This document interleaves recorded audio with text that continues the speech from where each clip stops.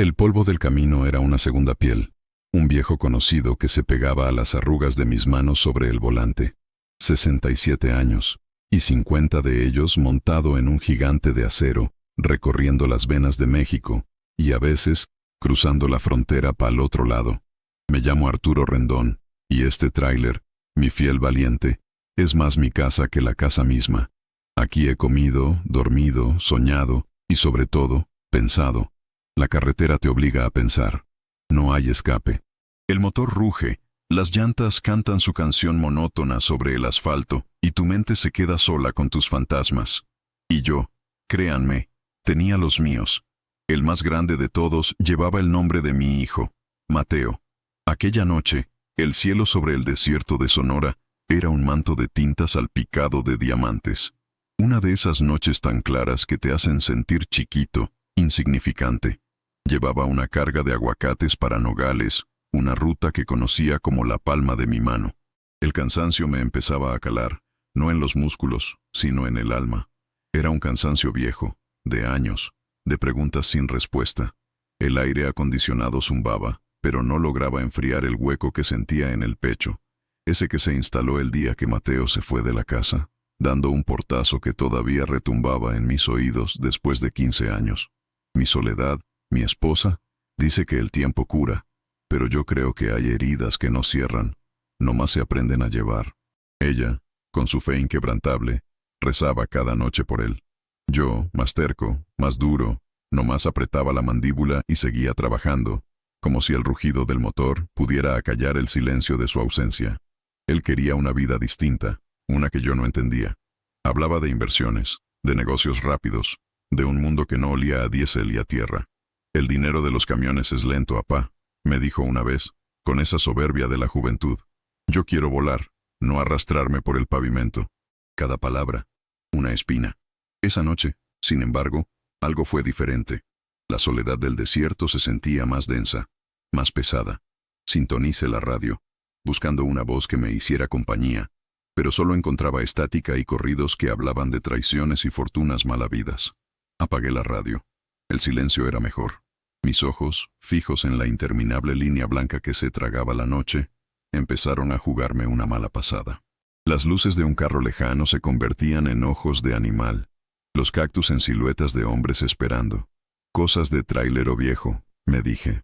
El cansancio y la cafeína hacen mala mezcla.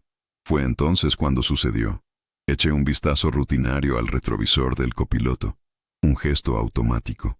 Un reflejo pulido por millones de kilómetros. Y lo vi. No era un reflejo de los faros, no era una sombra.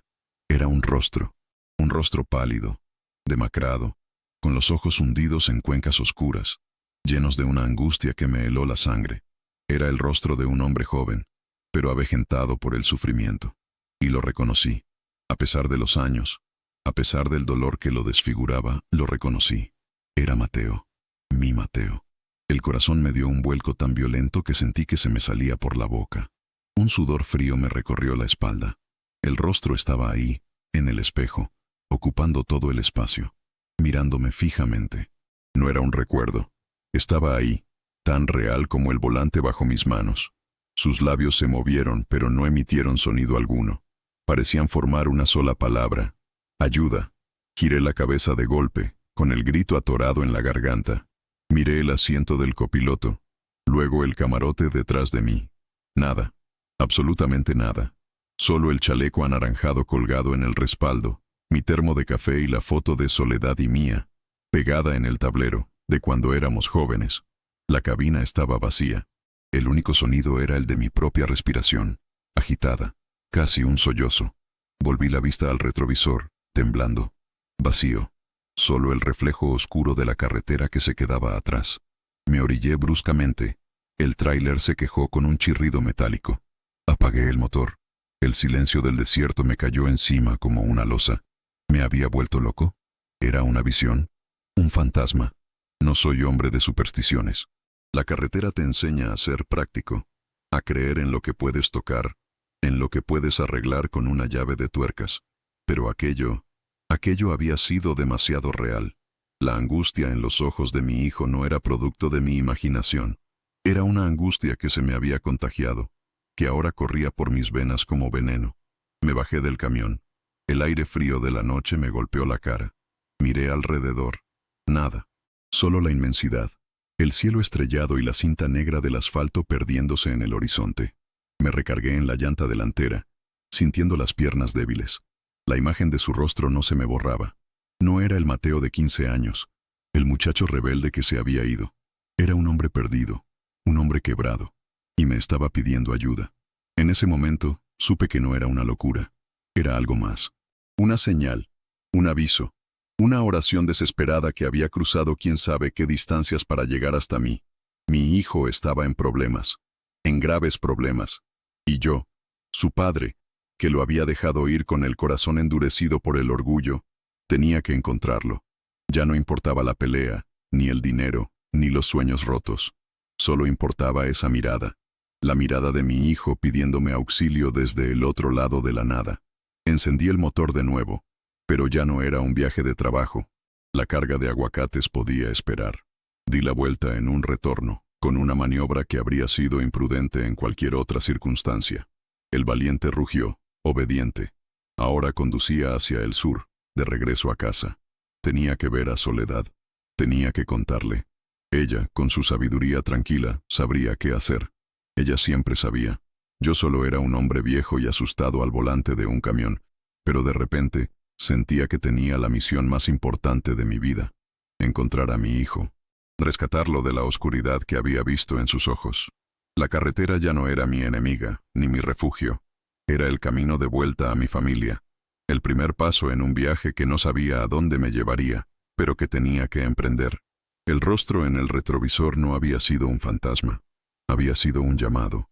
Y yo, por primera vez en 15 años, estaba dispuesto a responder. Llegué a nuestra casa en Hermosillo cuando el sol apenas despuntaba, tiñendo de rosa las paredes de adobe. El valiente se sentía fuera de lugar en la callecita tranquila, un gigante dormido entre los bugambillas y los mezquites. Apagué el motor y el silencio se sintió denso, casi sagrado. La puerta de la casa se abrió antes de que pudiera bajarme. Soledad estaba ahí, en el quicio, con su rebozo puesto sobre los hombros, como si hubiera estado esperándome. Su rostro, surcado por las líneas suaves de la vida, mostraba una calma que contrastaba con la tormenta que yo llevaba dentro. «Arturo, ¿qué pasó? No te esperaba hasta mañana», dijo, su voz una caricia. No había reproche, solo preocupación. No pude hablar. Simplemente caminé hacia ella y la abracé. La abracé con la fuerza de un hombre que ha visto un espectro, con la desesperación de un padre que ha sentido el miedo más profundo. Apoyé mi cabeza en su hombro, inhalando el olor a canela y a ropa limpia que siempre la acompañaba. Era el olor de casa, el olor de la certeza en un mundo que se me había vuelto incierto. «Lo vi, Sole, lo vi», susurré contra su rebozo. Entramos a la cocina. El aroma a café de olla recién hecho llenaba el aire. Me senté a la mesa, la misma mesa donde Mateo había hecho sus tareas de niño, la misma donde habíamos tenido nuestra última y terrible discusión.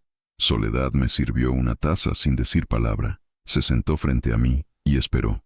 Sabía que las palabras atoradas en mi pecho necesitaban su propio tiempo para salir. Y le conté todo. Con la voz entrecortada, torpe, le describí el rostro en el espejo, la palidez, la angustia, la súplica silenciosa. Le hablé del frío que me recorrió el cuerpo, de la certeza absoluta de que no había sido una alucinación. Mientras hablaba, ella no me interrumpió. Solo me miraba con sus ojos profundos y sabios, asintiendo lentamente. Cuando terminé, un silencio largo se instaló entre nosotros, un silencio no de incomodidad, sino de procesamiento. Yo esperaba que me dijera que estaba cansado, que la mente juega trucos, pero conocía a mi Soledad. Su fe no era una fe ciega, era una fe que escuchaba los susurros del mundo. «No fue tu imaginación, viejo», dijo al fin, su mano buscando la mía sobre la mesa. Su tacto era firme, cálido. Fue un aviso. Dios sabe de qué manera se comunica con nosotros. Mateo nos necesita. Una ola de alivio me inundó. Que ella me creyera era el ancla que necesitaba para no sentir que me ahogaba en la locura. «¿Pero cómo, Sole? ¿Por dónde empezamos? Han pasado 15 años, no sabemos nada de él, ni un teléfono, ni una dirección. Empezaremos por donde siempre debimos haber empezado, respondió ella, su voz ganando una firmeza que yo no le había escuchado en mucho tiempo. Con el corazón abierto, dejamos que el orgullo nos envenenara, Arturo. A ti por tus razones, a mí por las mías, por no saber mediar, por dejar que la herida se hiciera grande. Dejamos que nuestro hijo se fuera a un mundo que no conocíamos, y nunca intentamos de verdad entrar en él para entenderlo. Sus palabras eran verdad, una verdad que dolía. Yo había querido que Mateo fuera mi reflejo, que amara los camiones como yo, que viera la nobleza en el trabajo duro.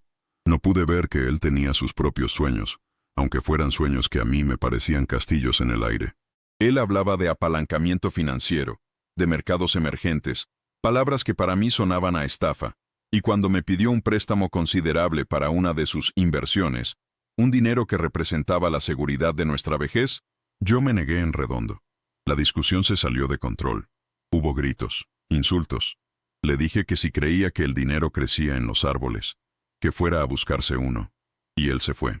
Soledad se levantó y caminó hacia un viejo baúl de madera que teníamos en un rincón de la sala. Lo abrió con cuidado. De adentro sacó una caja de zapatos. La puso sobre la mesa. «Nunca te lo enseñé», dijo en voz baja, «porque sabía que te dolería, o que te enojarías». Dentro de la caja había recortes de periódico, algunos amarillentos por el tiempo. Eran de la sección de sociales y de negocios de periódicos de Guadalajara y la Ciudad de México. En algunos se mencionaba a Mateo Rendón como un joven empresario prometedor en el sector inmobiliario. Había una foto suya de hacía unos 10 años. Se veía más joven, sonriente, con un traje que seguramente costaba más que una llanta nueva del Valiente. En otra nota, más reciente, de hacía unos 5 años, se hablaba de un proyecto ambicioso en la Riviera Maya, en sociedad con un hombre llamado Ricardo Vargas. El tono era optimista, grandilocuente. Pero luego, Soledad sacó un último recorte de un periódico más pequeño, casi un pasquín, de apenas un año atrás. La nota era breve, críptica. Hablaba de un fraude millonario en el mismo desarrollo, de inversionistas que lo habían perdido todo. El nombre de Vargas aparecía, pero el de Mateo no. Sin embargo, la implicación estaba ahí. He seguido su rastro como he podido, Arturo.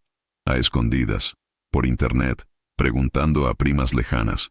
Después de esta última nota, su huella se desvaneció, como si se lo hubiera tragado la tierra. Miré los recortes, la cara sonriente de mi hijo en la foto vieja, y la comparé con el rostro de espectro que había visto en el retrovisor.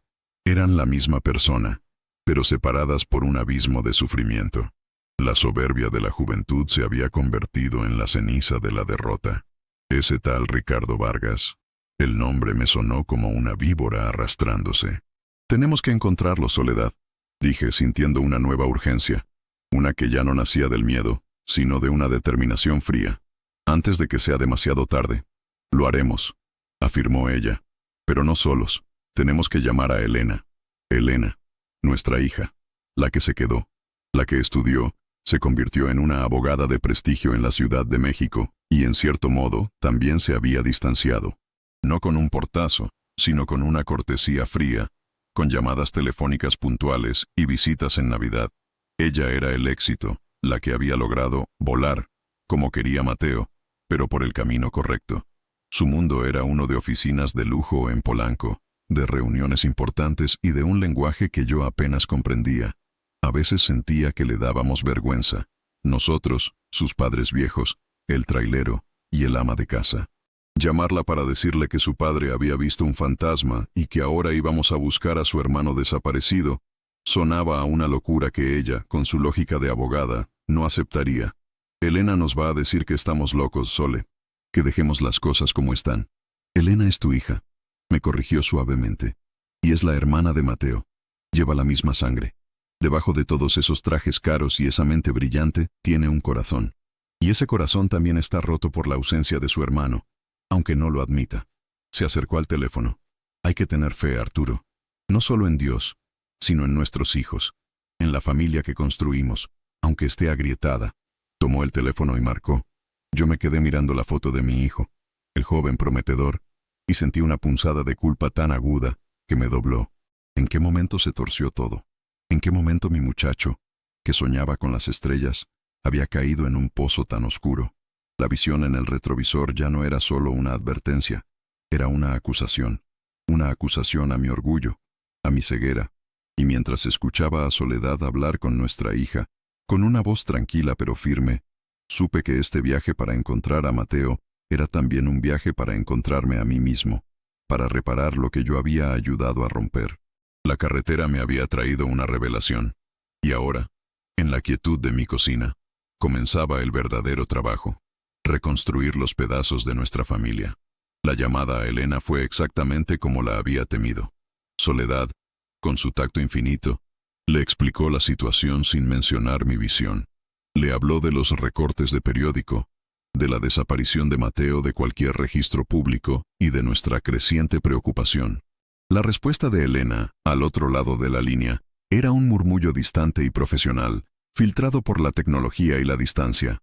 Podía imaginarla en su oficina de cristal, mirando la jungla de asfalto de la Ciudad de México, frunciendo el ceño con impaciencia. «Mamá, con todo respeto, ¿no creen que están exagerando?», escuché que decía. «Mateo es un adulto. Tomó sus decisiones.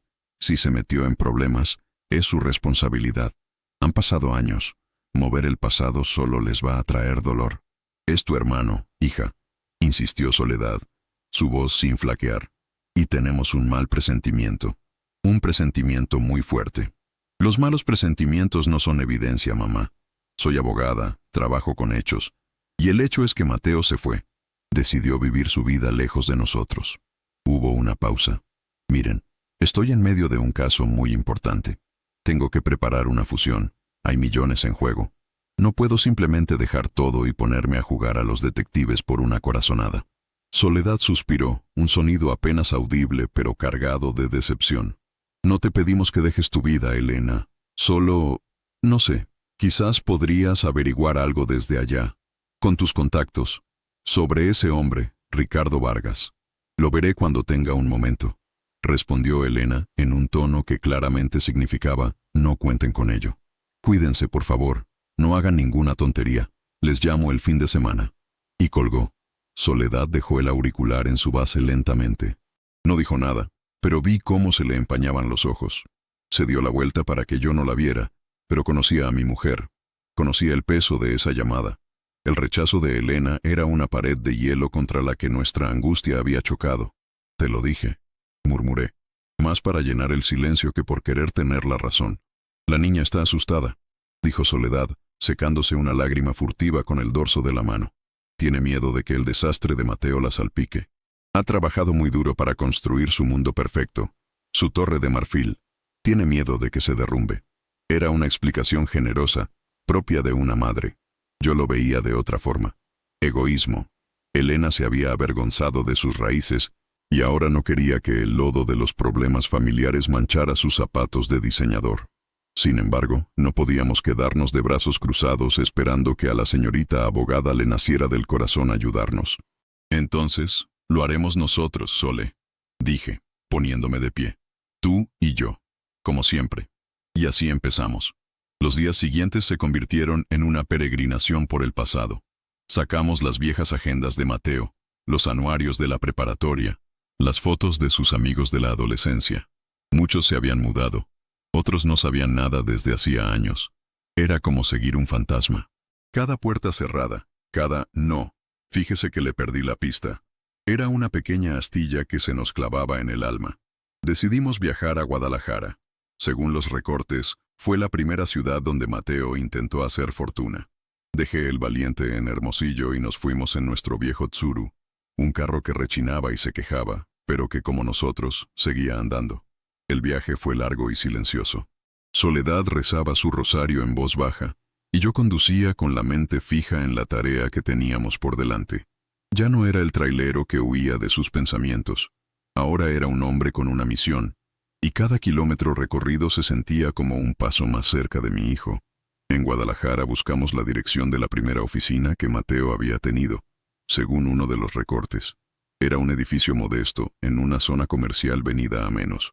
La oficina ahora era un consultorio dental. La recepcionista, una muchacha muy joven, no tenía idea de quiénes éramos ni de quién había ocupado ese espacio una década atrás.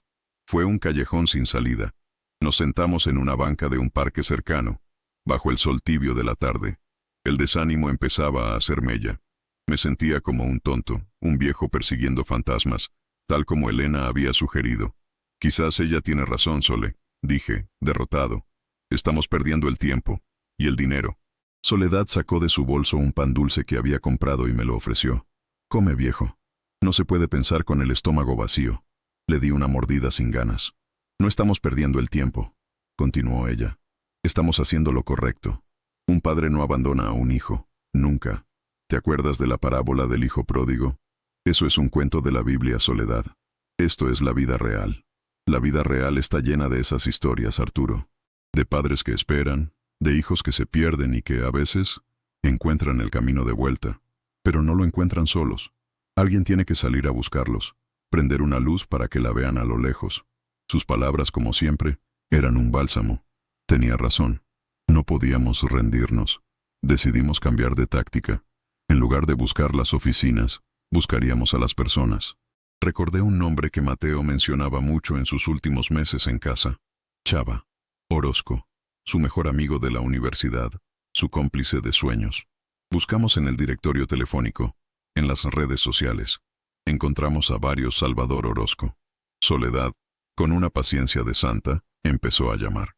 Disculpe, ¿usted estudió administración de empresas en la UAGE? ¿Conoció a un joven llamado Mateo Rendón? La mayoría de las respuestas eran negativas. Pero después de casi 2 horas de llamadas, una voz al otro lado de la línea dijo, sí, claro que me acuerdo de Mateo. Era mi carnal. ¿Quién lo busca? El corazón me dio un brinco. Soledad le explicó quiénes éramos. El hombre, Chava, se quedó en silencio un momento. Luego dijo, señora, señor, ¿por qué no nos vemos? Hay un café aquí cerca, se llama El Vuelo del Colibrí, los espero en media hora. Chava Orozco ya no era el muchacho que recordaba de las fotos. Era un hombre con entradas pronunciadas y una barriga incipiente, pero sus ojos tenían el mismo brillo vivaz. Nos recibió con un abrazo, como si nos conociera de toda la vida. Qué gusto verlos, de verdad, aunque me imagino que no es una visita de placer, dijo, mientras nos sentábamos en una mesita al aire libre. Le contamos nuestra historia, omitiendo de nuevo la parte de la visión, para no parecer unos viejos chiflados. Le hablamos de nuestra preocupación, del silencio de tantos años. Chava escuchó atentamente, removiendo su café con una cucharita. Miren, dijo finalmente con un tono serio. Yo quise mucho a Mateo. Era brillante, carismático. Tenía una capacidad única para que la gente creyera en él. Al principio, todo iba de maravilla. Conseguimos inversionistas pequeños, gente de dinero de aquí, de Guadalajara, que le apostó a sus proyectos de bienes raíces. Y funcionó. Ganamos dinero. Mateo empezó a cambiar. Se compró ropa cara, un reloj que parecía de astronauta. Frecuentaba los lugares de moda. Hizo una pausa, como si recordara algo doloroso. Y entonces apareció Ricardo Vargas. Lo conoció en un club de golf. Vargas no era como nuestros inversionistas. Era otra liga. Un tiburón. Hablaba de proyectos en la costa, de millones de dólares, de conexiones políticas. A mí nunca me dio buena espina. Tenía los ojos fríos, de serpiente. Se lo dije a Mateo, le dije, aguas con ese cabrón, compa. No es trigo limpio. Pero Mateo estaba deslumbrado. Vargas le hablaba como a un igual, le prometió el mundo. El nombre, Ricardo Vargas, volvió a sonar como una sentencia. Vargas lo absorbió, continuó Chava. Lo convenció de dejar nuestros pequeños proyectos y de irse con él a la Ciudad de México. Lo metió en un mundo de lujos que a Mateo lo cegó. Yo traté de advertirle. Le dije que Vargas tenía fama de usar a la gente y luego desecharla. Tuvimos una pelea muy fuerte. Me dijo que yo era un mediocre, que tenía miedo de pensar en grande. Fue la última vez que hablamos. Eso fue hace casi 7 años. ¿Y no supiste más de él? Preguntó Soledad, con la voz temblorosa. Solo rumores, respondió Chava bajando la mirada. Que el negocio en la Riviera Maya se había caído. Que Vargas había salido limpio, como siempre, echándole la culpa a otros. Que Mateo había quedado embarrado, endeudado hasta el cuello. Un amigo en común me dijo que lo vio una vez en la Ciudad de México, hace como 2 años. Que parecía otra persona. Flaco, asustado. Que le pidió dinero prestado y luego desapareció. La descripción coincidía con el rostro del retrovisor. Mi hijo no solo estaba en problemas, estaba huyendo, estaba aterrorizado. Chava, le dije, inclinándome sobre la mesa. Cualquier cosa, un nombre, un lugar, un posible paradero, lo que sea. Chava dudó. Se pasó la mano por el cabello. Miren, esto es peligroso. Vargas no es un empresario cualquiera. Se dice que su dinero no viene de la construcción. Se dice que lava para gente muy pesada. Si Mateo sabe algo que no debe... No terminó la frase. No hacía falta. Somos sus padres, dijo Soledad con una dignidad de acero. No vamos a dejarlo solo. Chava nos miró, a mí, el viejo trailero con las manos curtidas, y a mi esposa, una mujer pequeña con una fuerza de gigante. Vio nuestra determinación. Suspiró. No sé dónde está, pero sé de alguien que podría saberlo. Una mujer. Se llama Isabel. Era la asistente personal de Mateo, su mano derecha. Era la única que parecía mantenerlo con los pies en la tierra. Cuando Mateo se fue con Vargas, ella no lo siguió. Se quedó aquí en Guadalajara. No sé si quiera hablar con ustedes, pero es su única pista. Nos dio un nombre y una dirección. La esperanza, que había estado a punto de apagarse, volvió a brillar. Débil pero insistente. Le dimos las gracias a Chava con un apretón de manos que sellaba una alianza tácita. Al salir del café, sentí que por fin teníamos un hilo del que tirar. Un hilo frágil, sí, pero un hilo al fin. Nuestro viaje apenas comenzaba, y ya se sentía como si hubiéramos cruzado un desierto. Pero ahora teníamos un destino, un nombre, Isabel, y en ese nombre depositamos toda la fe que nos quedaba. Encontrar a Isabel no fue tan sencillo como esperábamos. La dirección que nos dio Chava correspondía a un edificio de departamentos en una zona residencial de Guadalajara. El portero, un hombre mayor con cara de pocos amigos, nos informó que la señorita Isabel Solís se había mudado hacía más de un año y no había dejado dirección de reenvío. Otro callejón sin salida. La frustración era como una piedra en el zapato, una molestia constante que amenazaba con amargarnos el viaje. Pasamos la noche en un hotelito barato cerca del centro, de esos que huelen a humedad y a desinfectante. Las paredes eran delgadas y podía escuchar el murmullo de la televisión del cuarto de al lado. Soledad dormía, o fingía dormir. Yo daba vueltas en la cama, la imagen del rostro de Mateo en el retrovisor apareciendo cada vez que cerraba los ojos. A la mañana siguiente, mientras desayunábamos unos chilaquiles insípidos en el restaurante del hotel, Soledad tuvo una idea. Las mujeres hablamos, Arturo, especialmente cuando trabajamos juntas. Isabel era su asistente. Debió conocer sus rutinas, sus gustos, quizás hasta a su familia. Si no la encontramos a ella, busquemos su sombra. ¿Qué quieres decir, Sole? Pregunté, sin entender su lógica. Pensemos. ¿Dónde trabajaba con Mateo? En una oficina. ¿Qué hay cerca de las oficinas? Lugares para comer, estéticas, tintorerías, gente que la veía todos los días, gente que platica. Era un plan vago, casi desesperado, pero era mejor que nada.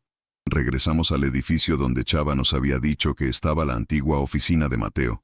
Esta vez no fuimos a preguntar por él, sino por ella, por Isabel. En la lonchería de la esquina, el dueño, un hombre bonachón de bigote espeso, la recordó al instante.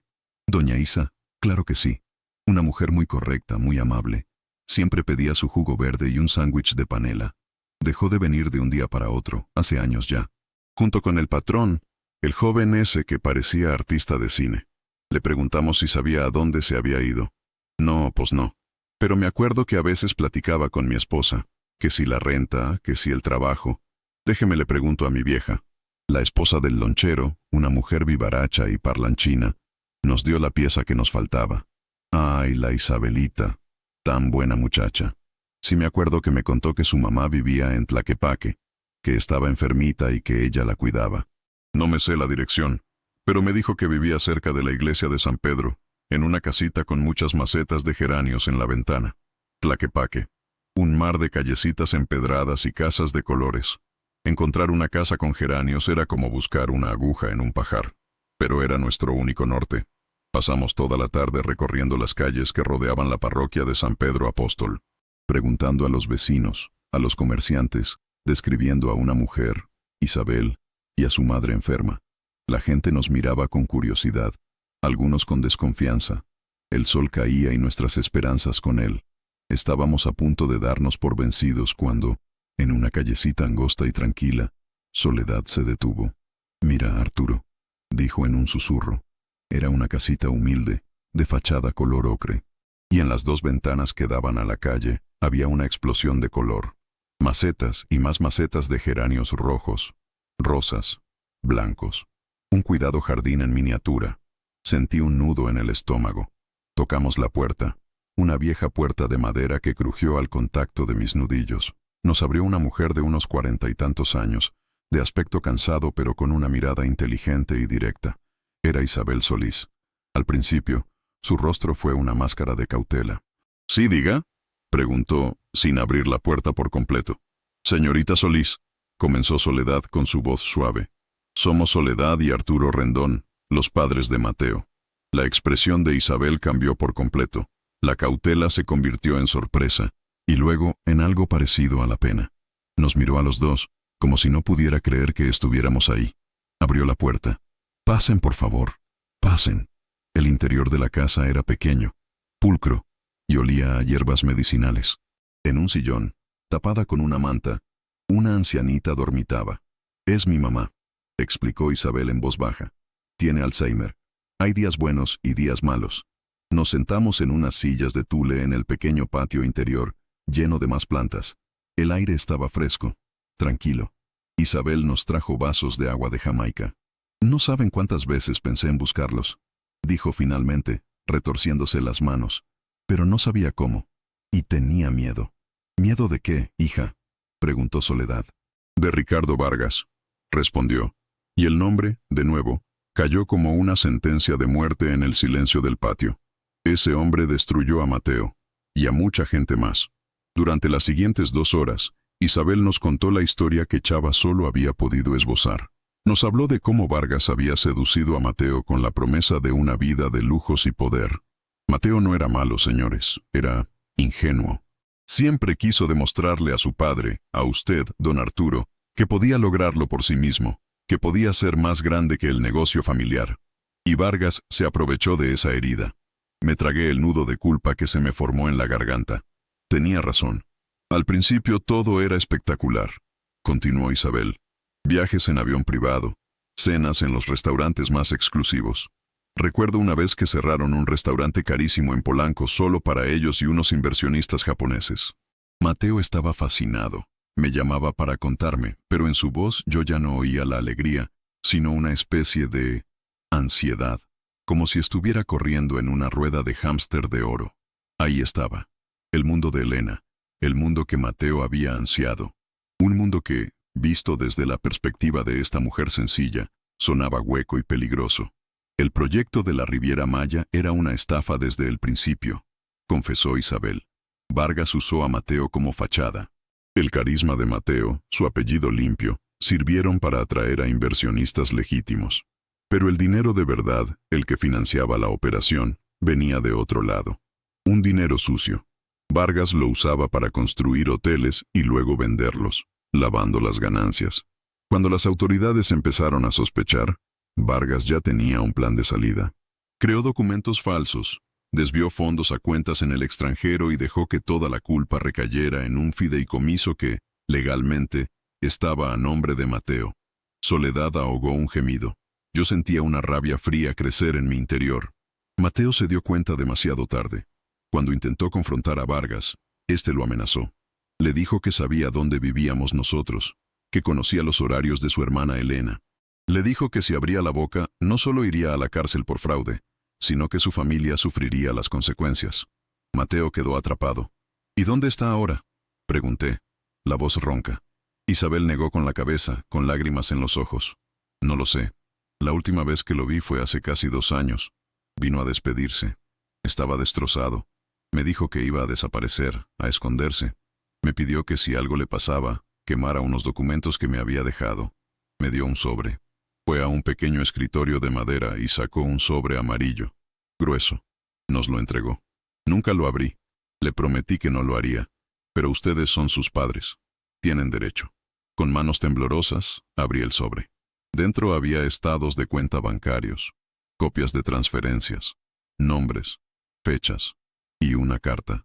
Una carta escrita a mano por mi hijo. Papá, mamá, leí en voz alta, mi voz quebrándose. Si están leyendo esto, es porque algo malo me pasó. O porque la buena de Isa rompió su promesa y los buscó. Perdónenme. Fui un tonto, un soberbio. Quise comerme el mundo y el mundo me comió a mí. Caí en una trampa y ahora no sé cómo salir. Este hombre, Vargas, es un monstruo. Me robó el dinero, el nombre y la vida. Los documentos en este sobre son la prueba de sus fraudes. Quizás a alguien le sirvan. Yo ya no puedo hacer nada. Voy a esconderme. A tratar de sobrevivir. No me busquen, es demasiado peligroso. Solo quiero que sepan que los quiero. Y que lo siento. Siento haberlos decepcionado. Dile a Elena que se cuide. Dile que la quiero. Tu hijo, Mateo. Soledad lloraba en silencio, su rostro entre las manos. Yo apretaba la carta con tanta fuerza que los nudillos se me pusieron blancos. La rabia que sentía era tan intensa que casi no podía respirar. Rabia contra Vargas, pero también contra mí mismo. Por mi orgullo, por mi incapacidad para entender a mi propio hijo. ¿Tienes alguna idea de dónde pudo haber ido? Le pregunté a Isabel. Ella pensó un momento. Una vez, hace mucho tiempo, cuando las cosas aún iban bien, me contó de un lugar donde iba con usted, don Arturo, cuando era niño, un pueblito pesquero en la costa de Oaxaca. Dijo que era el único lugar donde se sentía en paz. Dijo que si alguna vez todo se iba al diablo, se iría a esconder ahí, a vivir de la pesca y a que nadie lo encontrara. No recuerdo el nombre, era algo con un ángel. Cipolite, ¿no? Puerto Ángel. Sí, eso era. Puerto Ángel. Puerto Ángel. El nombre resonó en mi memoria. Íbamos cada verano, cuando los niños eran chicos. Mateo amaba ese lugar. Amaba el mar, la sencillez de la vida de los pescadores. ¿Sería posible que después de tanto buscar en las grandes ciudades, mi hijo estuviera escondido en el rincón más humilde y olvidado de sus recuerdos? Nos despedimos de Isabel, prometiéndole mantenerla al tanto y protegerla. Nos llevamos el sobre como si fuera un tesoro. Al subir al viejo Tsuru, Soledad me tomó la mano. «Tenemos que llamar a Elena otra vez», dijo. «¿Para qué? ¿Para que nos vuelva a decir que estamos locos?» «No», respondió mi esposa, y en sus ojos vi una nueva luz, una luz de batalla. «Para decirle que su hermano no es un criminal, sino una víctima.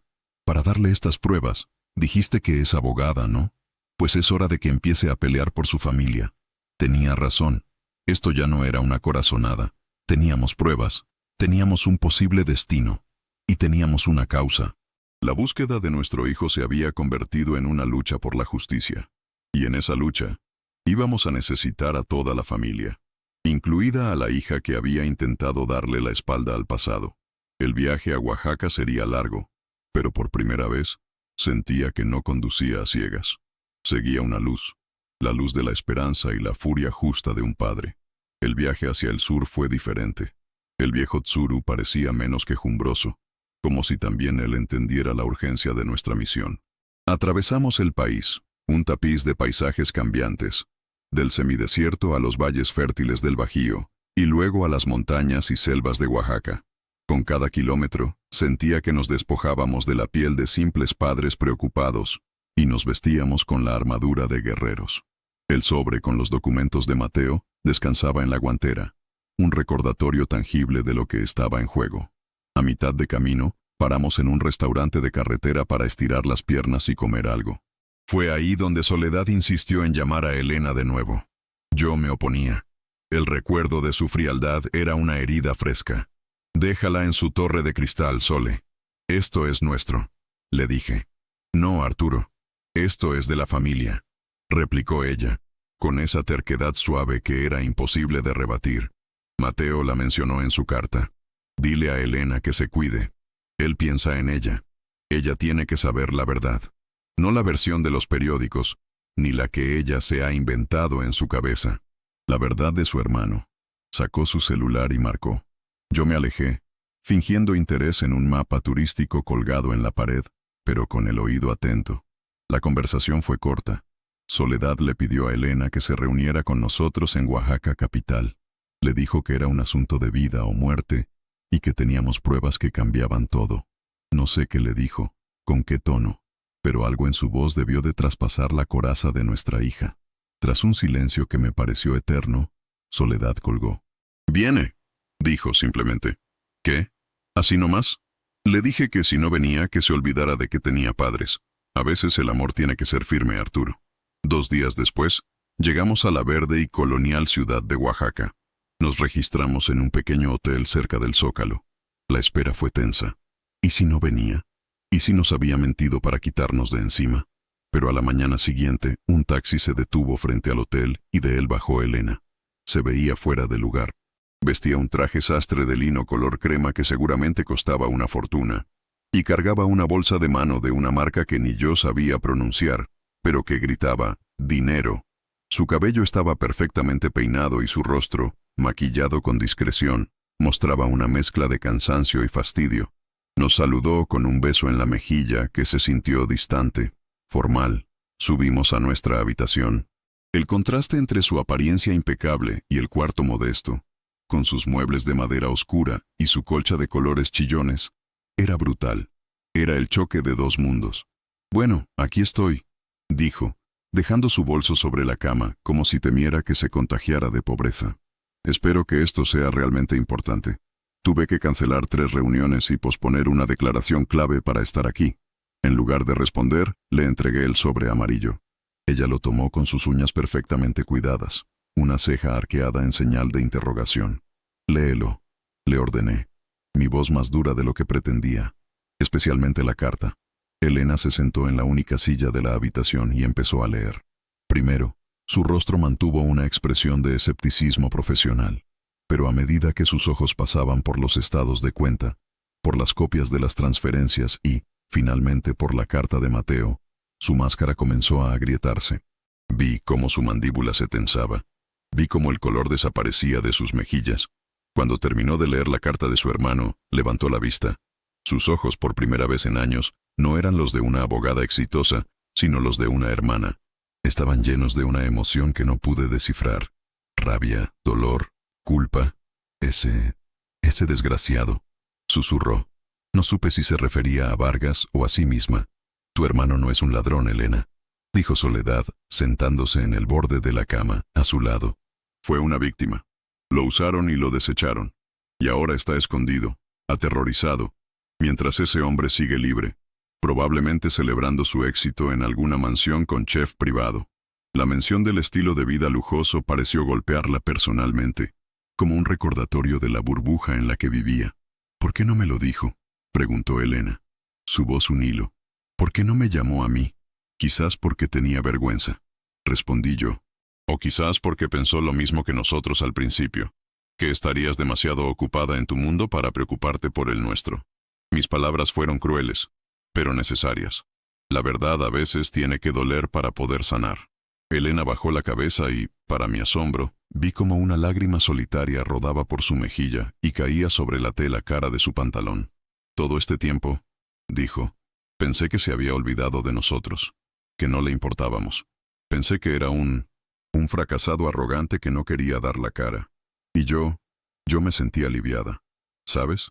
Aliviada de que su desastre no manchara todo lo que yo he construido. Era una confesión brutal, honesta, y en esa honestidad vi la primera grieta de esperanza.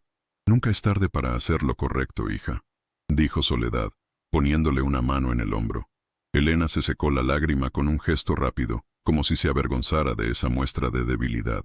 Se puso de pie, y de repente, la abogada estaba de vuelta. Pero era diferente. Sus ojos ya no tenían esa frialdad distante, sino el fuego de la batalla. «Este tipo, Vargas», dijo, su voz ahora firme, metálica. «Lo conozco de oídas. Es un fantasma en el mundo legal. Se mueve en las sombras, siempre protegido por capas y capas de empresas fantasma y abogados corruptos. Pero nadie es intocable». Tomó los documentos y los examinó de nuevo, esta vez con una mirada profesional, analítica. Esto es dinamita. Son pruebas circunstanciales, pero conectan a Vargas con el lavado de dinero de una forma que probablemente él cree que es indetectable. Mateo no era abogado, pero fue meticuloso. Guardó lo correcto. Se levantó y empezó a caminar de un lado a otro de la pequeña habitación, como un tigre enjaulado. Su energía llenó el espacio. «Ok, tenemos 2 frentes. 1. Encontrar a Mateo y ponerlo a salvo. 2. Usar esto para destruir a Vargas. Creemos que sabemos dónde está, dije. Y le conté la historia de Isabel y del recuerdo de Puerto Ángel. Tiene sentido, reflexionó Elena. Ir al último lugar donde se sintió seguro, lejos de la tecnología, de los registros bancarios, de las cámaras de seguridad. Un pueblo de pescadores. Es el escondite perfecto. Se detuvo y nos miró. Ustedes irán a Puerto Ángel. Tienen que ser discretos. No lleguen como padres desesperados. Vayan como turistas, observen. Pregunten con cuidado. Si lo encuentran, no lo presionen. Ganen su confianza. Hagan que se sienta seguro. Lo más importante es sacarlo de ahí antes de que Vargas, si es que lo está buscando, lo encuentre. ¿Y tú?, preguntó Soledad. Yo regreso a la Ciudad de México hoy mismo, anunció Elena. Tengo que moverme rápido. Voy a contratar a un investigador privado, el mejor que haya, para que rastree cada movimiento de Vargas, sus propiedades, sus socios. Voy a usar estos documentos para construir un caso, pero no lo llevaré a la fiscalía local. Son demasiado corruptibles. Tengo un contacto en la unidad de inteligencia financiera, un viejo profesor mío. Es un hombre íntegro. Le presentaré esto de manera extraoficial. Necesitamos que el golpe venga de arriba, que sea sorpresivo y contundente. Se detuvo un momento, y una sombra de preocupación cruzó su rostro. Esto va a costar dinero, mucho dinero. Investigadores, abogados especialistas. Miró a su alrededor, a nuestra habitación modesta. Vargas seguramente tiene sus cuentas bancarias bien protegidas, pero la gente como él comete errores, sobre todo cuando se trata de su estilo de vida. Gastan en lujos, en arte. ¿Recuerdan esa marca de ropa Chanel que a mamá le gusta ver en las revistas? Vargas y su esposa son clientes VIP. A veces, seguir el rastro de un bolso de edición limitada te puede llevar a una cuenta secreta. Era una lógica extraña para mí, pero entendía el fondo. Nosotros tenemos ahorros, dije, aunque sabía que serían una gota de agua en el océano. Elena negó con la cabeza. No, guarden su dinero. Esto corre por mi cuenta. Hubo un destello de orgullo en su voz, pero no era el orgullo arrogante de antes. Era el orgullo de poder proteger a su familia. Toda mi vida he trabajado para acumular cosas. Un departamento bonito, un coche rápido, inversiones. Siempre pensé que eran para mí, para mi seguridad. Quizás su verdadero propósito era este. Poder pelear una batalla como esta. Por primera vez en más de una década, vi en Elena a mi hija, a la niña que defendía a su hermano de los bravucones en el patio de la escuela. Se había convertido en una mujer formidable, y ahora, toda esa fuerza estaba de nuestro lado. Nos dio instrucciones precisas, números de teléfono de emergencia, contactos. Organizó todo con una eficiencia que me dejó pasmado. Antes de irse, se acercó a mí. «Papá», dijo, y esta vez su voz era suave. «Perdóname, por ser una hija tan ciega». La abracé, y en ese abrazo se disolvieron años de distancia, de resentimiento, de malentendidos. «Estamos juntos en esto, mija», le dije, como debe ser. Cuando el taxi se la llevó de vuelta al aeropuerto, Soledad y yo nos quedamos en la habitación, en silencio. La atmósfera había cambiado. Ya no era un cuarto de hotel barato. Se sentía como un cuartel general. Teníamos un plan, una estratega y una misión clara. El camino a Puerto Ángel nos esperaba. Íbamos a encontrar a nuestro hijo. Y por primera vez sentía que no solo íbamos a rescatarlo a él, sino que estábamos rescatando el alma de nuestra propia familia. El camino de Oaxaca a la costa es una serpiente de asfalto que se retuerce a través de la Sierra Madre del Sur. Es una ruta hermosa y peligrosa, llena de curvas cerradas, barrancos profundos y pueblos que parecen colgados de las nubes. Nuestro Suru, fiel y trabajador, se esforzaba en las subidas, el motor protestando pero sin rendirse, un reflejo de nuestro propio espíritu. Soledad iba en silencio a mi lado, sus labios moviéndose en una oración constante. Yo conducía con una concentración absoluta, pero mi mente no estaba en la carretera. Estaba en un pueblito de pescadores, hace 20 años. Recordaba a un Mateo de 10 años, con el cabello revuelto por la brisa del mar, corriendo por la playa de Puerto Ángel. Recordaba sus gritos de alegría al sacar un pececito con su caña de pescar de juguete. Recordaba cómo se sentaba a mi lado en las rocas, mirando el horizonte, y me hacía preguntas sobre las estrellas, sobre las corrientes, sobre los barcos que se perdían a lo lejos. «¿A dónde van, apá?», me preguntaba. Van a buscarse la vida, mijo, le respondía yo. Qué ironía. Ahora era él quien se había ido a buscarse la vida, y se había perdido en un mar mucho más traicionero que el Pacífico.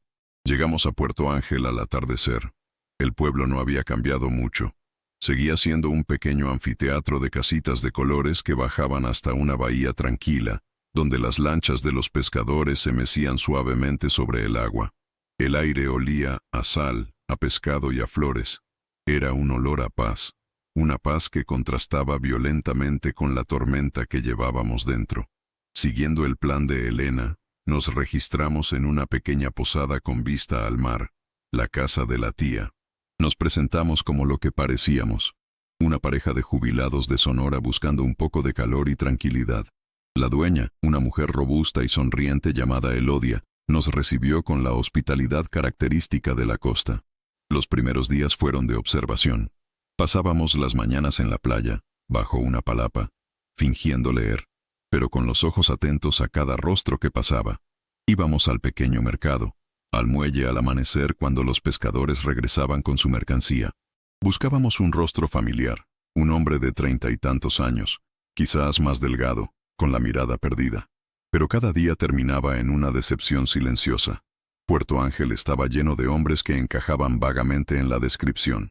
Pescadores, artesanos, trotamundos, hombres curtidos por el sol y el trabajo, pero ninguno era Mateo. Quizás nos equivocamos, Sole, le dije una noche, mientras mirábamos las luces de los barcos desde nuestro balcón. Quizás Isabel se acordó mal. O quizás Mateo nunca llegó aquí. Ten paciencia, Arturo, me respondió ella, su mano encontrando la mía en la oscuridad. La fe es como la pesca. A veces tienes que esperar mucho tiempo, en silencio, hasta que algo pica el anzuelo. Decidimos cambiar de estrategia. Teníamos que preguntar, pero con sutileza. Empecé a pasar más tiempo en el muelle, ayudando a los pescadores a desenredar sus redes, comprándoles el pescado directamente. Hablaba con ellos, de la pesca, del clima, de la vida. Hombres de pocas palabras, pero de miradas profundas. Soledad, por su parte, se hizo amiga de Elodia, la dueña de la posada, y de las otras mujeres del pueblo. Pasaba las tardes en la cocina de la posada, ayudando a desvenar chiles, compartiendo recetas y, poco a poco, historias. Fue Soledad quien consiguió la primera pista. Una tarde, mientras platicaba con Elodia, mencionó casualmente que teníamos un hijo un poco perdido, que amaba el mar y que quizás había terminado en un lugar como este. Elodia, mientras amasaba la masa para las tortillas, se quedó pensativa. Fíjese, doña Sole, que hace como 1 año y medio llegó un muchacho así. No era de por aquí, se le notaba en el habla. Muy callado, muy triste. Se instaló en una cabañita que está allá arriba, en la loma, pasando el panteón. La que era del viejo Jacinto, que en paz descanse. Decía que se llamaba Alberto. Alberto. Un nombre falso. El corazón de Soledad dio un vuelco, pero mantuvo la calma. ¿Y cómo era ese muchacho, Elodia? Pues alto, flaco, con cara de que no dormía bien. Al principio no hablaba con nadie, compraba lo indispensable y se encerraba. Pero es buena gente. A veces baja a ayudar a los pescadores, no por dinero, sino por la comida. Y es muy bueno para arreglar cosas, motores de lancha, redes, tiene buena mano. La gente de aquí ya lo quiere bien. Lo dejaron en paz. Aquí cada quien carga su cruz y no somos quien para preguntar por la del vecino. Pasando el panteón, una cabaña solitaria. La descripción encajaba. La esperanza, mezclada con un miedo terrible, nos invadió. ¿Y si era él? ¿Y si no lo era?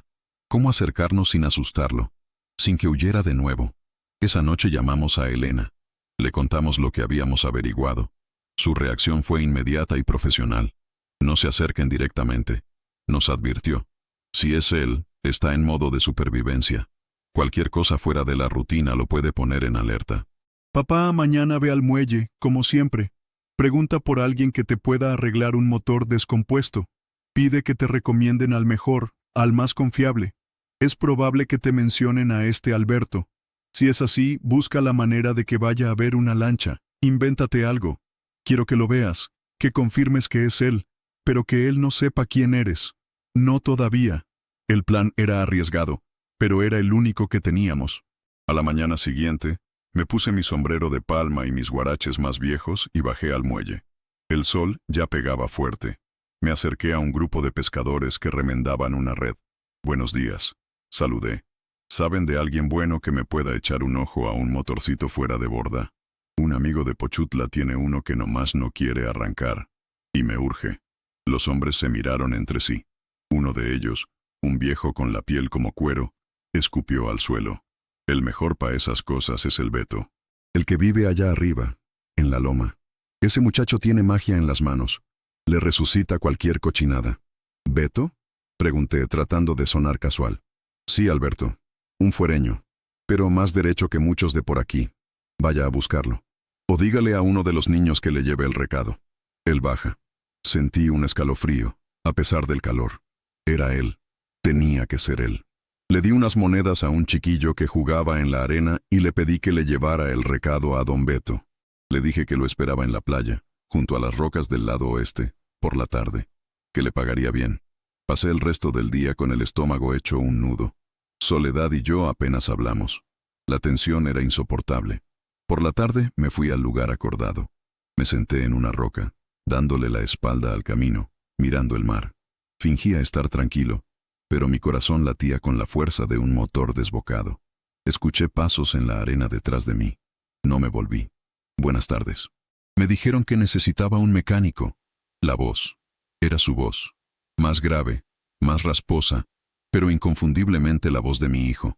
Sentí que las piernas me flaqueaban. Me obligué a mantener la calma, a seguir el plan de Elena. Me giré lentamente, como si fuera un viejo al que le duelen los huesos. Y lo vi. Era él. El sol de la tarde le daba de lleno en la cara, una cara que era un mapa de sufrimiento. Estaba extremadamente delgado, la piel tostada y curtida por el sol. Su cabello, antes siempre bien peinado, era una maraña larga y descuidada. Tenía una barba de varios días, pero eran sus ojos. Sus ojos eran los mismos que había visto en el retrovisor, hundidos, llenos de una tristeza infinita, de un miedo constante. Eran los ojos de un animal acosado. Me miró sin reconocerme al principio. Para él, yo solo era un viejo turista más. Pero entonces, sus ojos se detuvieron en los míos. Vi como una chispa de confusión, de incredulidad, se encendía en sus pupilas. Su ceño se frunció. Abrió la boca para decir algo, pero no le salieron las palabras. Mateo, susurré, y el nombre sonó como una llave abriendo una cerradura oxidada. Su rostro se transformó. La confusión dio paso al pánico puro. El color abandonó su cara, dejándolo con una palidez mortal. Dio un paso atrás, como si hubiera visto un fantasma. Se dio la vuelta y empezó a correr desesperadamente por la playa, tropezando con la arena, huyendo de mí, de su pasado, de su propio nombre. «Mateo, espera», grité, poniéndome de pie torpemente. Pero él no se detuvo. Corrió hasta desaparecer entre las palmeras, en dirección a la loma, a su refugio. Me quedé solo en la playa, con el sonido de las olas y el eco de mi propio grito. Lo había encontrado, y lo había perdido de nuevo. El miedo en su rostro era algo que nunca podría olvidar. No era el miedo a un padre, era el miedo de un hombre que creía que la muerte lo había encontrado. Y yo, sin quererlo, me había convertido en el mensajero de esa muerte. La alegría del reencuentro se había convertido en la ceniza de la desesperación. Mi hijo estaba más perdido y asustado de lo que jamás había imaginado. Regresé a la posada con el alma en los pies. Cada paso sobre la arena se sentía pesado, como si caminara contra una corriente invisible. Soledad me esperaba en el balcón. No necesité decir una palabra. La derrota estaba escrita en mi cara. ¿Era él, verdad?, preguntó, su voz apenas un susurro. Asentí, desplomándome en una silla de mimbre que crujió bajo mi peso. Sí, era él, pero huyó Sole. Huyó como si hubiera visto al diablo. El terror en sus ojos. Nunca lo había visto tan asustado, ni de niño, cuando le temía a la oscuridad. Le conté la escena en la playa, la transformación en su rostro al reconocerme, su huida desesperada. Soledad escuchó en silencio, su rostro una máscara de dolor. Cuando terminé, se quedó mirando el mar, que empezaba a teñirse de los colores anaranjados del crepúsculo. «No huyó de ti, Arturo», dijo finalmente, con una sabiduría que siempre lograba anclarme. «Huyó de lo que tú representas, el mundo exterior, el pasado que lo persigue. Piensa en ello. Ha vivido aquí por más de un año, escondido, bajo un nombre falso, construyendo una frágil burbuja de seguridad, y de repente, aparece su padre. Para él eso solo puede significar una cosa. Si tú lo encontraste, Vargas también puede encontrarlo. Tenía razón. Mi aparición no había sido un consuelo, sino la confirmación de su peor pesadilla. Habíamos manejado mal la situación. La impaciencia me había traicionado. ¿Y ahora qué? Pregunté sintiéndome inútil. Si volvemos a buscarlo se esconderá aún más. Quizás hasta se vaya de aquí. Tenemos que darle espacio. Decidió Soledad. Dejar que el miedo se asiente. Él sabe que estamos aquí. Ahora la pelota está en su tejado. Tiene que procesarlo. Esa noche llamamos a Elena. Le contamos el desastroso encuentro. Esperaba un regaño, una reprimenda por mi torpeza. Pero su reacción me sorprendió. «Está bien, papá. No te culpes», dijo. Su voz tranquila y firme al otro lado de la línea. Era un riesgo. Ahora sabemos dos cosas importantes. 1, que está vivo. Y 2, que está aterrorizado. Eso acelera mi cronograma.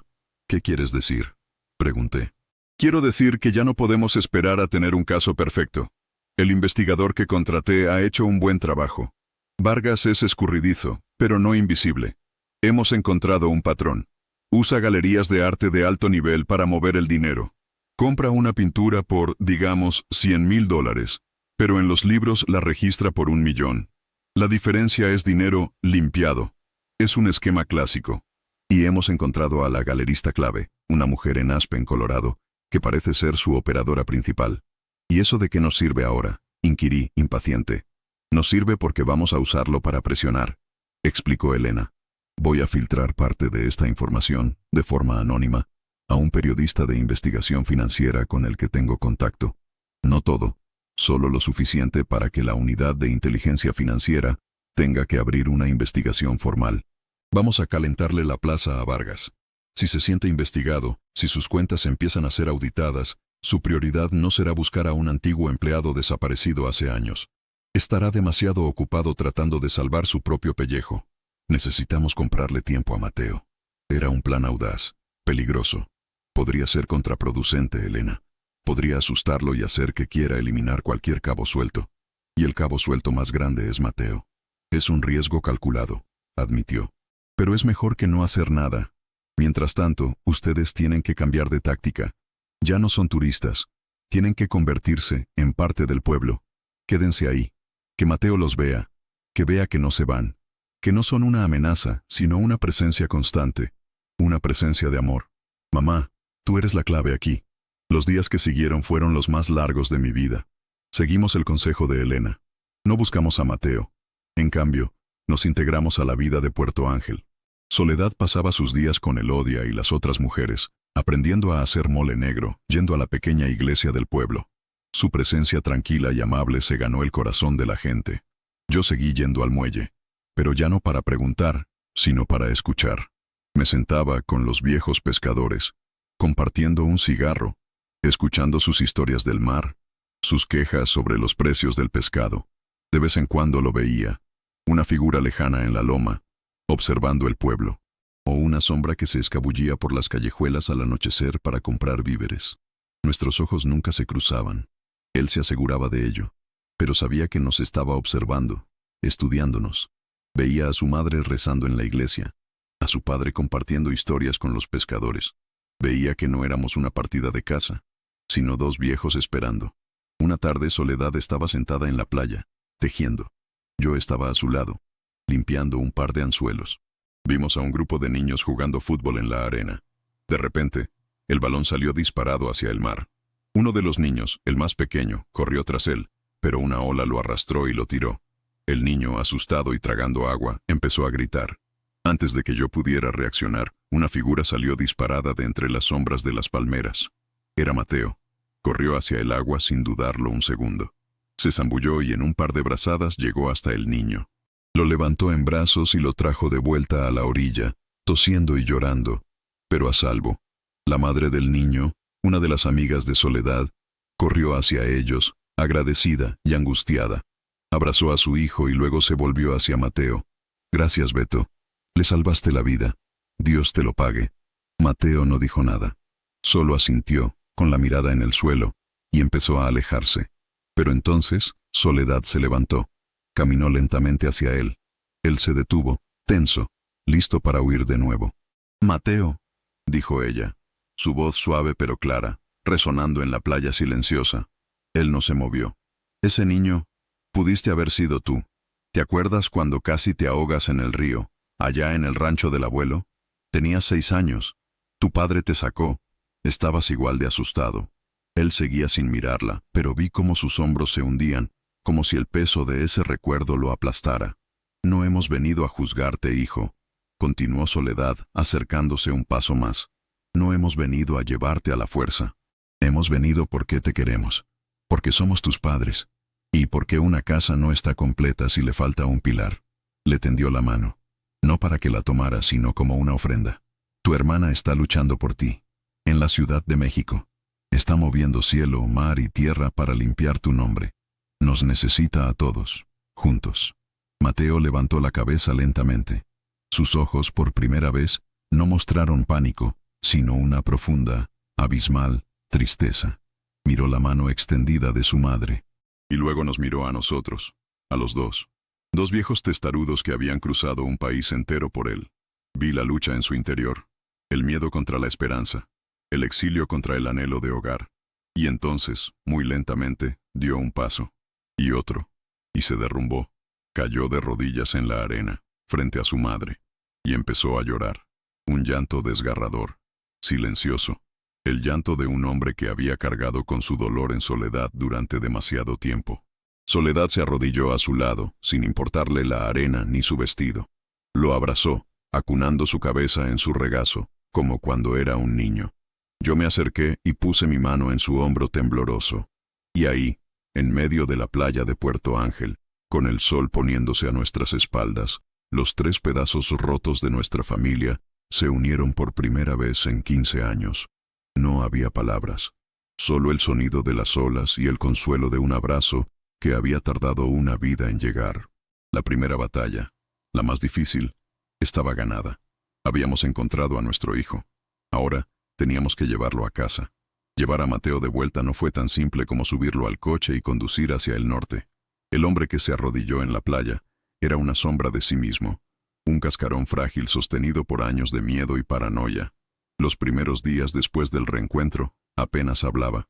Se quedó con nosotros en la posada, en una habitación contigua. Elodia, con la discreción de una matriarca sabia, no hizo preguntas. Simplemente le llevaba caldos calientes y tés de hierbas, como si fuera un enfermo convaleciente. Y en cierto modo, lo era. Su enfermedad era del alma. Soledad se convirtió en su ancla. Pasaba horas sentada con él en el balcón, en silencio, mirando el mar. A veces, él soltaba frases sueltas, fragmentos de su vida en la clandestinidad. Nos contó de noches durmiendo en terminales de autobuses, de trabajos mal pagados en los que usaba nombres falsos, del hambre, de la soledad. Nos contó del terror constante de ser reconocido, de ver una patrulla y sentir que el corazón se le detenía. Había llegado a Puerto Ángel como un náufrago llega a una isla desierta, buscando solo sobrevivir un día más. Poco a poco, con la paciencia de mi mujer y la comida caliente de Elodia, Mateo empezó a volver a nosotros. Un día, esbozó una pequeña sonrisa al recordar una anécdota de su niñez. Otro día, me preguntó por el Valiente, mi tráiler, pequeñas grietas por donde la luz comenzaba a filtrarse. Mientras tanto, Elena era un torbellino de actividad en la Ciudad de México. Hablábamos con ella todas las noches por teléfono. Su voz, antes impaciente y distante, ahora era la de una comandante en jefe. La filtración funcionó. Nos informó una noche, su voz vibrando de emoción contenida. El artículo salió en un portal financiero muy respetado. No menciona a Mateo, solo habla de irregularidades en las empresas de Vargas y su conexión con la galería de Aspen. La UIF ha congelado de manera preventiva algunas de las cuentas de sus empresas en México. Vargas está sintiendo el calor. ¿Eso es bueno o malo para nosotros? Pregunté sin entender del todo las implicaciones. Es bueno. Lo tiene distraído y a la defensiva. El investigador me dice que ha cancelado 2 viajes a Europa y está encerrado con sus abogados. Está tratando de averiguar de dónde vino la fuga de información. Eso nos da la ventana que necesitamos para sacar a Mateo de ahí. Elena había diseñado un plan meticuloso. No pueden volver por carretera en ese Tsuru. Es demasiado visible y lento. Si por alguna razón Vargas tiene gente buscándolos, sería muy fácil interceptarlos. Además, Mateo no tiene identificación, y un retén militar podría ser un problema. La mejor opción es por aire. El plan era que yo condujera el Tsuru de vuelta a Oaxaca solo, para no levantar sospechas. Mientras tanto, Soledad y Mateo tomarían un autobús de segunda clase a Huatulco, a 1 hora de distancia. Elena ya había comprado 3 boletos de avión desde Huatulco a la Ciudad de México a nombre de ella, de Soledad y de un tal Arturo Rendón Jr. Usaría mi nombre para evitar crear un registro nuevo a nombre de Mateo. Era un riesgo, pero menor que las otras opciones. Yo volaré a Huatulco para reunirme con ustedes, continuó Elena.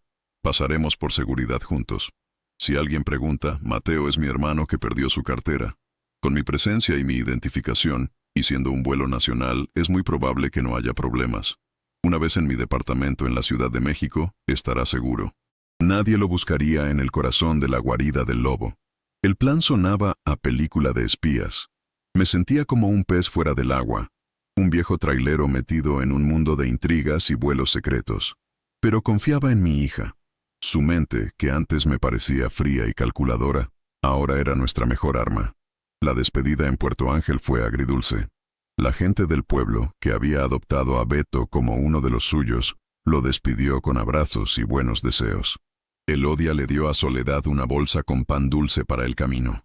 Vayan con Dios, nos dijo con lágrimas en los ojos, y que este muchacho encuentre su paz. El viaje en autobús a Huatulco fue tenso. Mateo miraba por la ventana. Cada coche que nos rebasaba parecía ponerlo nervioso. Soledad le sostenía la mano, susurrándole palabras de aliento. Yo, desde mi asiento separado, los observaba, maravillado por la fuerza de mi mujer. Elena nos esperaba en la pequeña terminal de autobuses de Huatulco. Verla fue un shock. No era la abogada del traje sastre. Vestía unos jeans, una camiseta sencilla y una gorra de béisbol. Parecía una turista más. Pero cuando sus ojos se encontraron con los de Mateo, vi la misma emoción que había visto en la playa. Una mezcla de amor, dolor y alivio. Se acercaron lentamente. No hubo un abrazo explosivo. Fue un gesto tímido, casi torpe. Mateo bajó la mirada, avergonzado. Elena. Yo... Cállate, menso, lo interrumpió ella, y con un gesto rápido le acomodó el cuello de la camisa. Era un gesto íntimo, un eco de su infancia. Ya habrá tiempo para hablar. Ahora sígueme y haz exactamente lo que te diga. El aeropuerto de Huatulco era pequeño. Elena nos guió con una confianza pasmosa. En el mostrador, explicó con una sonrisa encantadora que su hermano había perdido su cartera en la playa. La empleada, deslumbrada por la seguridad de Elena, apenas dudó. En el filtro de seguridad, Mateo estaba temblando. Elena se puso a su lado, hablando de trivialidades, distrayéndolo, protegiéndolo con su presencia. Pasamos sin problemas. Una vez en la sala de espera, nos sentamos en un rincón. Mateo no dejaba de mirar a su hermana. ¿Por qué?, le preguntó en un susurro. ¿Por qué haces todo esto? Elena se quitó la gorra y lo miró fijamente. Porque eres mi hermano, idiota. Y porque nadie se mete con mi familia. Ese tipo, Vargas, cometió un error. No sabía con quién se estaba metiendo. No contigo. Con nosotros. Con los Rendón. En ese momento, sentí un orgullo tan inmenso que casi me ahoga. Mis 2 hijos, rotos y distanciados por años, estaban finalmente juntos, unidos contra un enemigo común. Y mi hija, la que yo creía perdida en un mundo de lujos y ambición, resultó ser la roca sobre la que estábamos reconstruyendo nuestra familia. Me acordé de una conversación con Soledad, hacía mucho tiempo, cuando Elena empezó a triunfar. Yo me quejaba de que se estaba volviendo muy dura. No es dureza, Arturo, me dijo Soledad. Está forjando su espada. No sabes cuándo la vamos a necesitar. Y tenía razón. El vuelo a la Ciudad de México fue el más silencioso de mi vida. Mateo se durmió, agotado, su cabeza cayendo sobre el hombro de Soledad. Ella le acariciaba el cabello, con una expresión de paz infinita. Elena, a mi lado, revisaba documentos en su laptop, su rostro iluminado por la pantalla. Era un cuadro surrealista. La familia Rendón, unida de nuevo a 10.000 pies de altura, volando hacia el corazón de la batalla. El departamento de Elena en Polanco era como algo sacado de una revista. Ventanales enormes con vistas a la ciudad, muebles modernos, arte abstracto en las paredes. Era un mundo ajeno, estéril casi, pero en ese momento se sentía como el refugio más seguro del mundo. «Aquí estarás a salvo, Mateo», dijo Elena cerrando la puerta. «Nadie sabe de este lugar, ni siquiera mis socios. Aquí eres invisible». Los días siguientes fueron una mezcla de tensa espera y lenta curación. Mateo empezó a recuperar algo de peso. Soledad llenó el departamento de olores caseros, cocinando los platillos favoritos de su hijo. Yo me sentía inútil en ese entorno de lujo, así que me dediqué a escuchar a mis hijos hablar. Por las noches, Elena y Mateo se sentaban en la sala. Él le contaba los detalles del fraude, dibujando diagramas, explicando cómo Vargas movía el dinero. Elena grababa todo, tomaba notas, hacía preguntas incisivas, estaba armando el rompecabezas. «Hay una pieza que nos falta», dijo Elena una noche. «Un libro de contabilidad». Vargas tenía un libro negro, donde anotaba las operaciones reales, los sobornos, los nombres de sus socios oscuros. Mateo, ¿dónde podría estar? Mateo se quedó pensativo. Era paranoico. Nunca lo dejaba en la oficina. A veces lo llevaba en su portafolio, uno de esos de piel carísima, de Louis Vuitton, creo. Decía que era su póliza de seguro. ¿Y nunca lo llevaba a su casa?, insistió Elena. No lo sé. Su casa era una fortaleza, pero su esposa, ella era su debilidad. Mateo hizo una pausa. A ella le gustaba presumir. Las joyas, la ropa, los viajes. Vargas la consentía en todo. Recuerdo que una vez, ella se encaprichó con una caja de música antigua, carísima. Vargas movió cielo y tierra para conseguirla. Quizás él guardaría algo de valor en un lugar que ella apreciara, un lugar que nadie sospecharía. Elena anotó el dato. La esposa, Laura. Es una pista, déjamelo a mí. Mientras Elena planeaba su siguiente movimiento, yo veía cómo mi hijo cambiaba. La presencia de su hermana, su fe inquebrantable en él, lo estaba transformando. El miedo seguía ahí, pero ahora había algo más.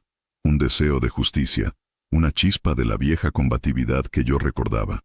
Una tarde, estábamos solos en el balcón, mirando el atardecer sobre la ciudad. «Papá», me dijo, «cuando todo esto acabe, me gustaría volver a la carretera contigo, en el Valiente, aprender el negocio. De verdad, esta vez». Lo miré. Ya no era el niño que huía, ni el hombre quebrado de la playa. Era mi hijo, encontrando su camino de vuelta a casa. Le puse una mano en el hombro. «El Valiente siempre te estará esperando, mijo. Siempre». La guerra contra Vargas estaba lejos de terminar. Pero en ese departamento de lujo, en medio de una ciudad monstruosa, nuestra familia se había reagrupado. Éramos un ejército pequeño, improbable, un trailero viejo, un ama de casa con una fe inmensa, una abogada brillante y un hijo pródigo que había regresado del exilio, y estábamos listos para la batalla final. La calma en el lujoso departamento de Polanco era una fachada. Por dentro, era un verdadero cuartel de guerra. Elena había convertido una de las habitaciones de huéspedes en una oficina improvisada, con pizarrones blancos, mapas de la ciudad y perfiles de cada persona relacionada con Ricardo Vargas. Era fascinante y aterrador verla trabajar. Se movía con la precisión de un general, dando órdenes por teléfono en inglés y en español, coordinando a su investigador privado, a un experto en informática y a un antiguo colega que ahora trabajaba en el gobierno.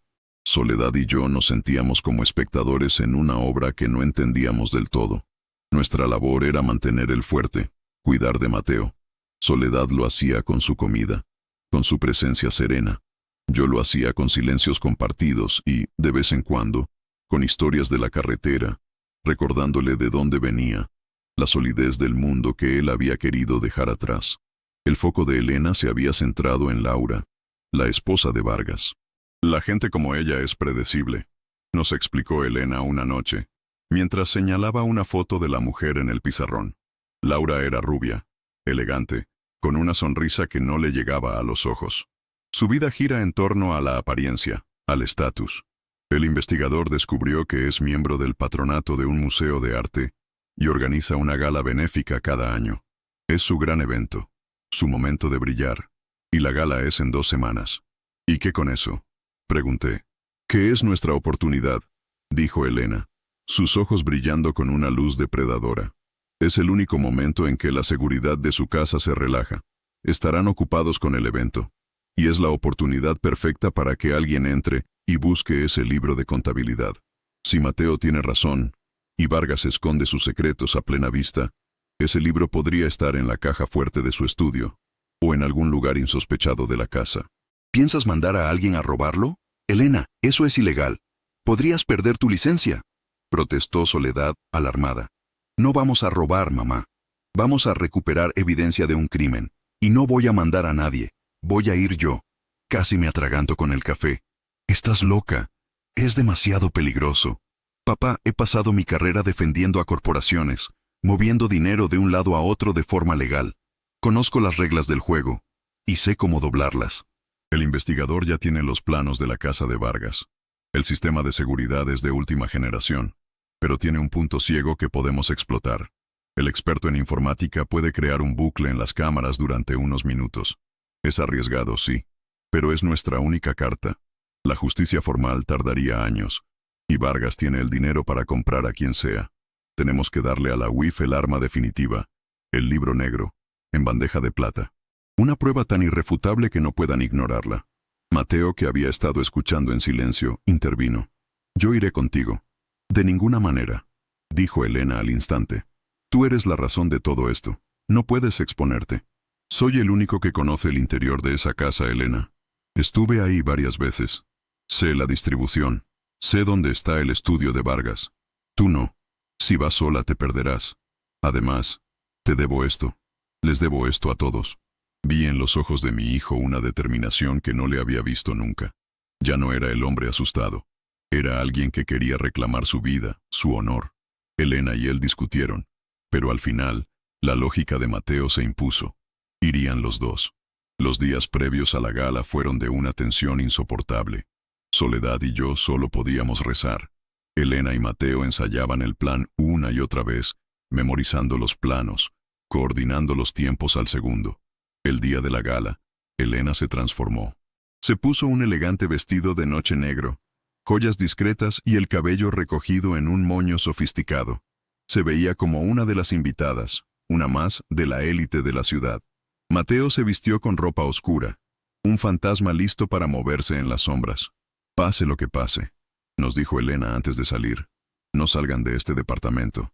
No contesten el teléfono a nadie que no sea yo. Estaremos en contacto. Nos abrazaron a los dos. Fue un abrazo cargado de miedo y de amor. Cuando la puerta se cerró tras ellos, Soledad y yo nos quedamos solos en el silencio del lujoso departamento. Nos tomamos de la mano. No había nada más que hacer que esperar.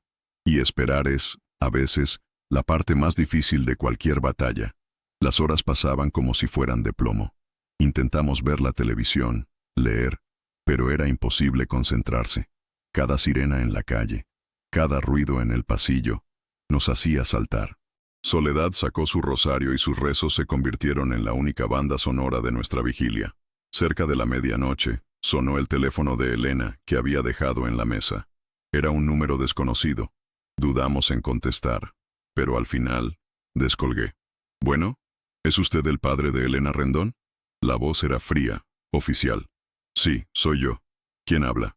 Hablamos de la agencia de seguridad del residencial Bosques del Pedregal. Necesitamos que vengan a identificar a 2 personas que fueron detenidas tratando de entrar a la propiedad del señor Ricardo Vargas. El mundo se me vino encima.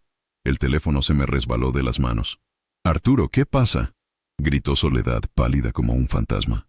«Los atraparon». Fue todo lo que pude decir. El pánico se apoderó de nosotros. ¿Qué hacíamos? ¿Llamar a la policía? ¿Ir para allá, como nos habían pedido? Era una trampa, tenía que serlo. Vargas los había atrapado y ahora venía por nosotros. Estábamos a punto de salir corriendo, sin saber a dónde, cuando el teléfono volvió a sonar. Esta vez era el número de Elena. «No salgan, es una trampa», gritó su voz al otro lado, agitada, pero viva. «Estamos bien, tenemos el libro». Un alivio tan inmenso me recorrió que casi me caigo. «Elena, ¿qué pasó? Nos llamaron de la seguridad. Fue Vargas. Intentó asustarnos, sacarlos a ustedes a la calle. Pero estamos bien. El plan B funcionó». Ya vamos para allá. Media hora después, que nos pareció una eternidad, llegaron al departamento. Estaban sucios, agitados, pero ilesos. Elena tenía un rasguño en el brazo y Mateo cojeaba ligeramente. Pero en las manos de Elena había un pequeño libro de piel negra. Nos contaron lo que había pasado. Habían logrado entrar, desactivar la alarma temporalmente. Llegaron al estudio, pero la caja fuerte era más compleja de lo que esperaban. El tiempo se les acababa. Mientras Mateo intentaba recordar la combinación, Elena, guiada por una intuición, se fijó en la caja de música antigua que Mateo había mencionado. Estaba sobre una repisa, un objeto hermoso y delicado en medio de un estudio masculino y oscuro. Era tan fuera de lugar, explicó Elena. La abrí. Sonaba una melodía infantil, pero noté que el fondo de la caja tenía un doble fondo. Lo forcé, y ahí estaba. Justo cuando tomaron el libro, una alarma silenciosa debió alertar a Vargas. Tuvieron que salir por una ventana, activando los sensores perimetrales. De ahí la persecución, el rasguño, la cojera. Pero lo habían logrado. Al día siguiente, muy temprano, Elena se reunió con su contacto de la UIF en un café discreto. Le entregó el libro negro. El hombre, un funcionario de alto rango y rostro adusto, lo hojeó. Sus cejas se levantaron. Con esto, dijo, podemos desmantelar toda su operación, y la de varios más. Hizo lo correcto, licenciada, pero también algo muy peligroso. Desaparezcan por un tiempo. Y eso hicimos.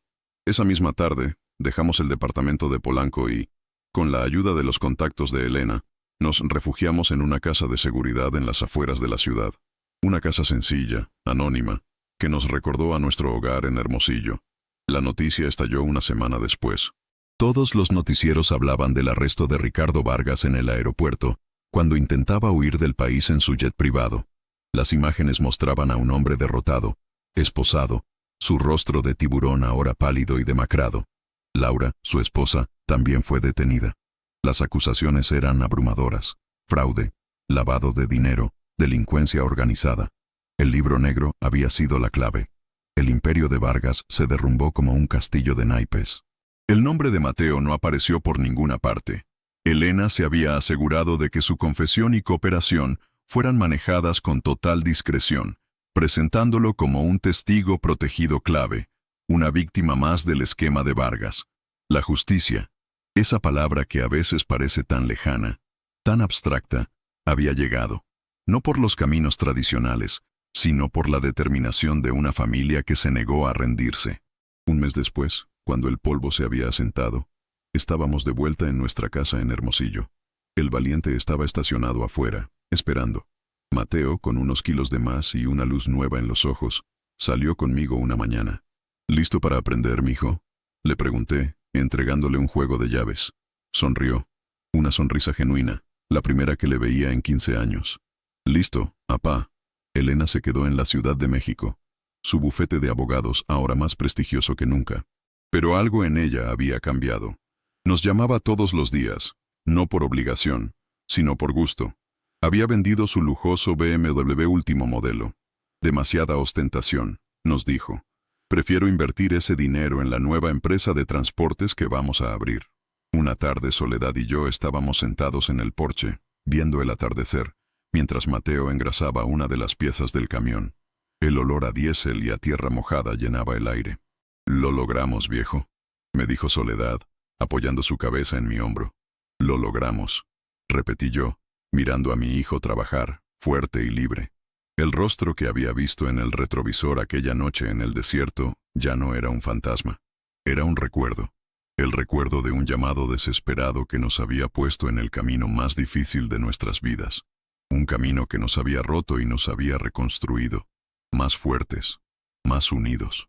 Un camino que, finalmente, nos había traído a todos de vuelta a casa. Gracias por llegar hasta el final de esta reflexión. Si estás leyendo esto, quiero que sepas que no estás solo.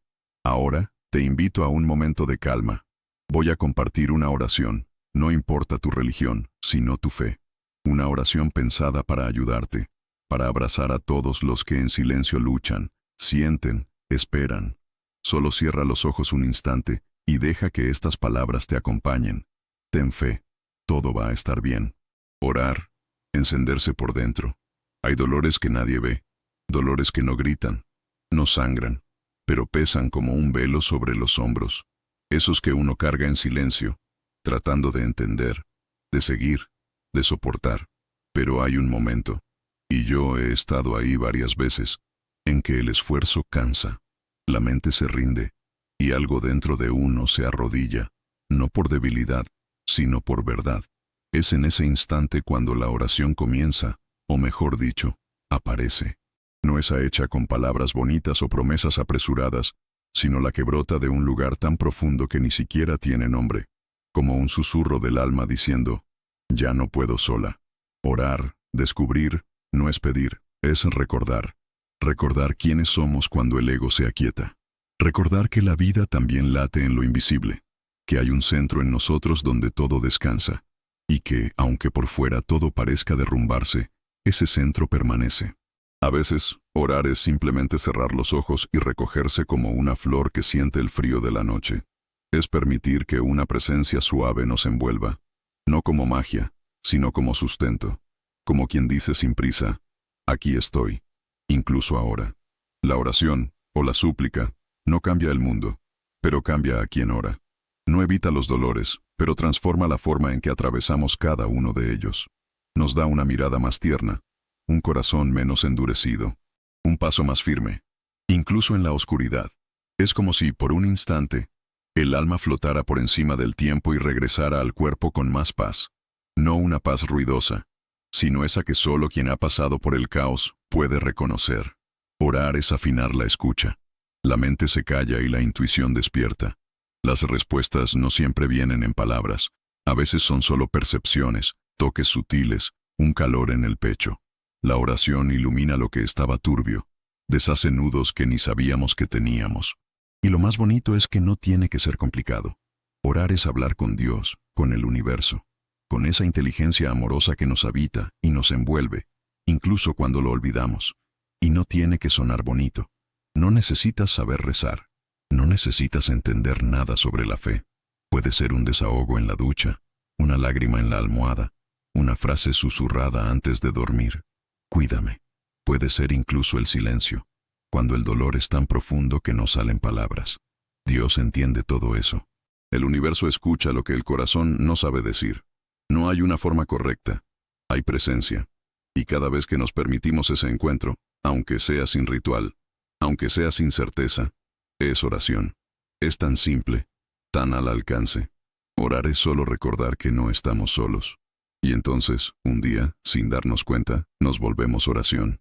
La forma de caminar, de tocar, de callar, todo empieza a vibrar distinto. Ni siquiera hace falta decir nada. Solo estar ahí ya es oración viva. Y hasta en los días en que no logramos orar, y sí, hay días así, el alma sigue orando por nosotros. El espíritu no olvida de dónde viene. Al final, orar es eso, encenderse por dentro, y dejar que esa luz nos guíe, incluso cuando no sabemos el camino. Si esta historia y esta reflexión tocaron tu corazón, te invito a que me dejes un comentario y sigas mi perfil para más relatos como este. Me encantaría saber qué temas te interesan, qué historias te gustaría leer. Tu voz